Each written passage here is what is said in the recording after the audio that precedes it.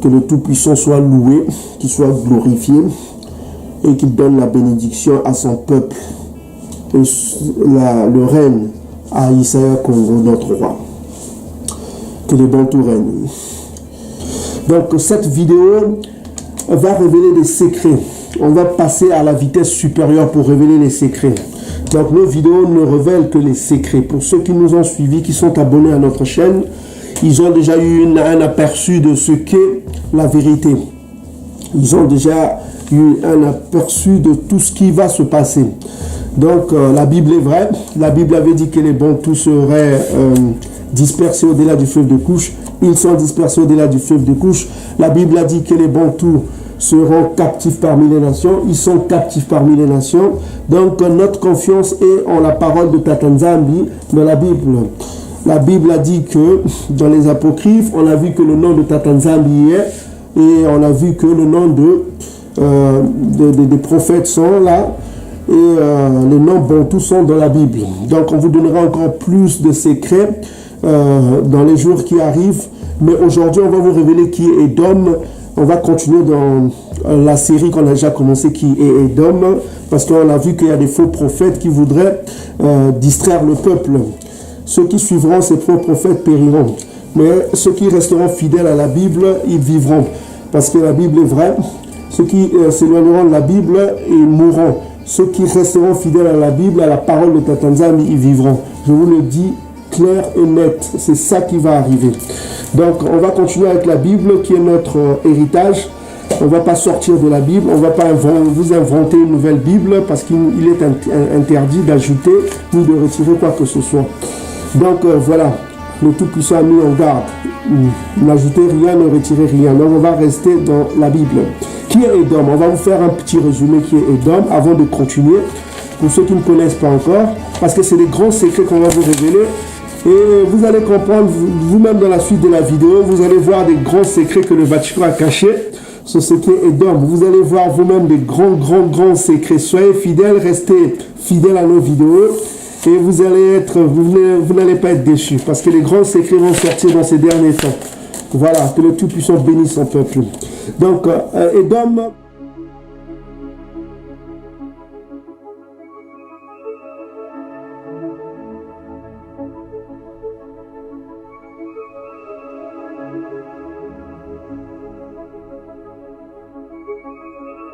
Et le premier qui est sorti n'était pas comme le limon de la terre.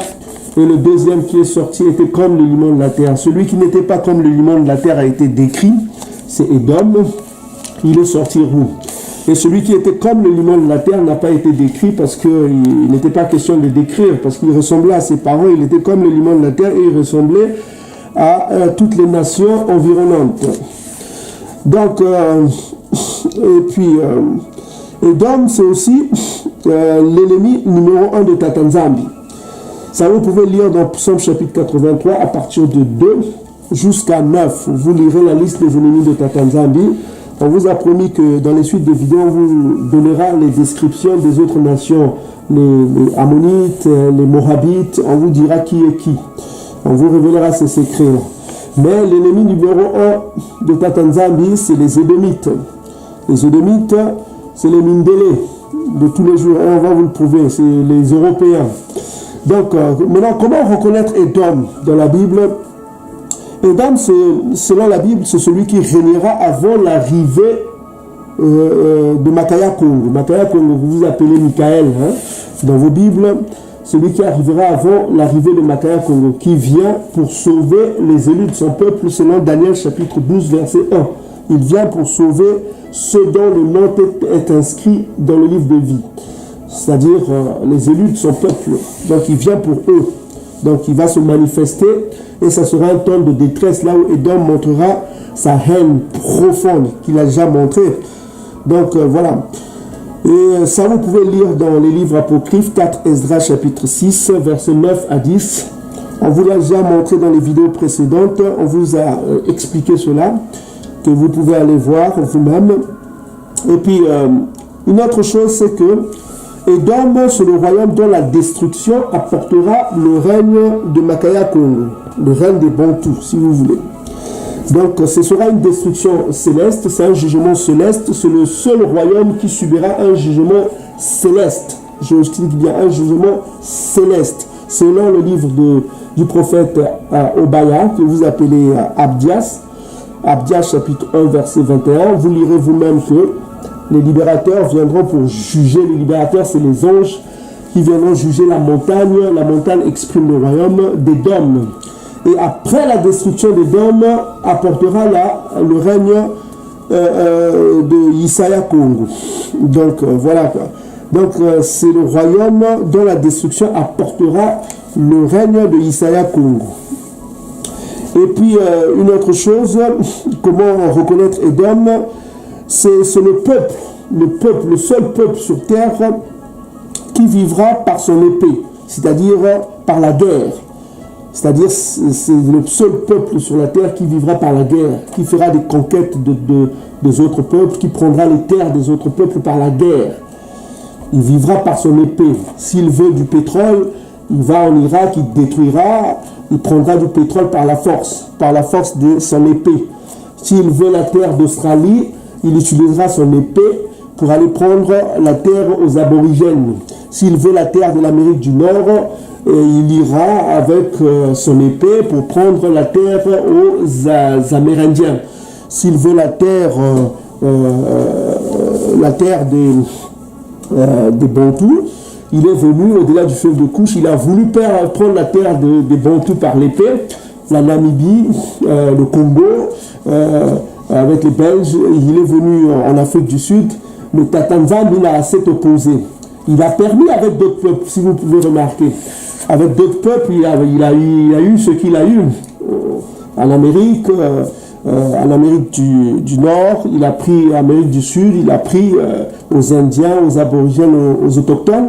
Mais quand il est venu au-delà du fleuve de Couche, Tata Nzambe a mis arrêt à son projet. Il n'a pas pu. Vous voyez, c'est les Bantous qui continuent à régner. Il y a des présidents Bantous, bien qu'ils soient corrompus, mais il a mis à la tête des Bantous, des Africains, mais il n'a pas pris la terre des Bantous. Il n'a pas pris la terre des Bantous au-delà du fleuve de Couche, comme il a pris avec les nations, les autres nations, par son épée. Donc ça, vous pouvez lire dans Genèse chapitre 27, verset 40. Donc c'est le peuple qui vivra par son épée.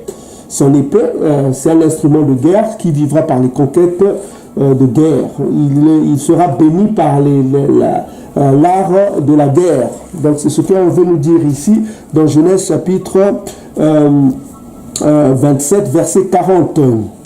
Donc c'est aussi le peuple qui conquérera par la guerre, qui conquérera aussi la terre promise. Ça sera le royaume qui occupera la terre promise. Donc, comme on vient de le dire, c'est le peuple qui vivra par son épée, qui fera des conquêtes par la guerre, qui prendra les terres des autres nations par la guerre, qui prendra les pétroles des nations par la guerre, qui prendra les richesses des nations par la guerre. Donc, il fera vivre son royaume par la guerre. Vous comprenez? S'il veut des ressources naturelles qu'il n'a pas chez lui, il les prendra par la force de l'épée. C'est ce qu'on dit ici dans Genèse chapitre 27, verset 40. Il vivra par son épée. Et c'est par son épée qu'il a pu conquérir aussi la terre promise d'Israël. La terre pour Israël antique, qui est toujours en Palestine là-bas. Donc on voit que celui qui a pris Israël, celui qui est devenu le propriétaire d'Israël, selon Ézéchiel chapitre 36, verset 5, on peut le lire, ainsi parle Tata Nzambe Yamazulu, oui, dans le feu de ma jalousie, je parle contre toutes les autres nations, c'est-à-dire les autres nations, c'est-à-dire les Ottomans qui sont là-bas, les faux Palestiniens qui sont en majorité des Ottomans, et les Bédouins qui sont là-bas, les Badawi, et les autres nations qui sont là-bas, les Éthiopiens, les Falachas, voilà quoi, les Japhétistes qui sont là-bas, qu'on a déjà montré dans les vidéos précédentes, qui se disent aussi israélites. Donc on voit qu'il parle contre toutes les nations. Je parle contre Édom tout entier.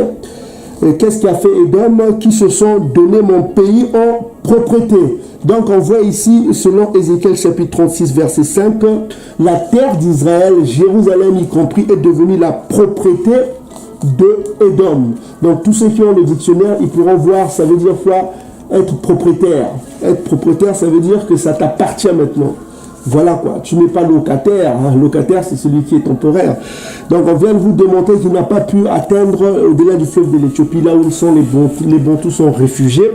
Il n'a pas pu prendre le refuge des Bantous, parce que Tatanzam n'a pas permis qu'ils prennent l'Afrique du Sud, n'a pas permis qu'ils prennent le Congo, qui n'a pas permis qu'ils prennent,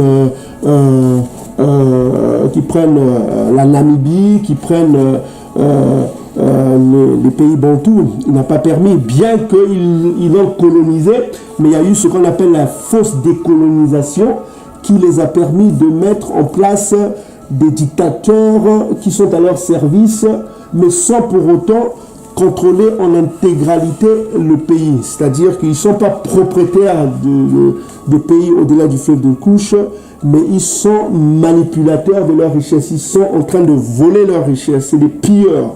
Voilà. Un pilleur, un voleur, c'est celui qui rentre chez toi, qui est propriétaire, et qui prend tes biens. C'est-à-dire que tu es dans ta maison, tu es propriétaire de ta maison, et il y a quelqu'un qui vient pour piller tout ce dont tu as chez toi. Donc tu es chez toi. Donc ici dans Ézéchiel 36 verset 5, on dit que Israël antique n'est plus la propriété des Bantous, des Israélites antiques, il est devenu la propriété d'Édom. Donc c'est par son épée qu'il a pu conquérir, la terre d'Israël antique. Donc comme on l'a dit aussi dans Genèse chapitre 27 verset 40. Donc comment on est toujours pour connaître, comment reconnaître les Édom. Une autre chose, c'est que Édom, c'est celui qui sera l'oppresseur numéro 1 de Jacob, c'est-à-dire des peuples bantous. C'est l'oppresseur, ce sera l'oppresseur numéro 1 des peuples bantous. Ça, vous pouvez lire dans Abdias chapitre 1 verset 10. Et c'est par la violence qu'il opprimera le peuple bantou. On a vu sa violence s'exprimer par l'esclavage des Bantous et des Africains aussi, d'ailleurs. Et on a vu sa violence s'exprimer avec la colonisation. On a vu sa violence s'exprimer avec les pratiques qui sont en train de mettre le sida chez les Bantous. On vous a déjà montré dans les vidéos précédentes à mettre à la tête des Bantous des dictateurs qui tuent les Bantous tous les jours, à faire des expériences pharmaceutiques chez les Bantous, à violer les enfants Bantous, parce qu'ils viennent en Afrique pour violer les petits garçons. On l'a vu au Cameroun. On a vu les pratiques des rites sataniques qui se font au Gabon. C'est toujours une violence haineuse et perpétuelle. Ils pillent les richesses, ils tuent le peuple, ils massacrent. Ça, on vous a déjà expliqué tout ça dans les vidéos précédentes. On ne va pas faire la liste. Ça me dégoûte de parler de ça. Donc, on dit que c'est celui qui sera l'oppresseur numéro 1 du peuple élu. Selon Abdias chapitre 1 verset 10. Donc, c'est un peuple qui fera aussi confiance en sa science. Donc, il aura une confiance en sa science, d'où l'orgueil qui montera dans son cœur. Ça, on pouvait le lire dans Abdias chapitre 1, verset 3 à 4. Donc, c'est un peuple dont la puissance militaire, donc qui fera confiance en sa puissance militaire. On peut le dire, qui me fera tomber sur la terre, qui me fera descendre. Qui osera me faire descendre? Donc, vous voyez un peu son orgueil qui est exprimé dans Abdias chapitre 3, verset 4. Qui me fera tomber? Il pose la question, qui me fera tomber? Seule une personne qui fait confiance en sa puissance, en sa capacité militaire,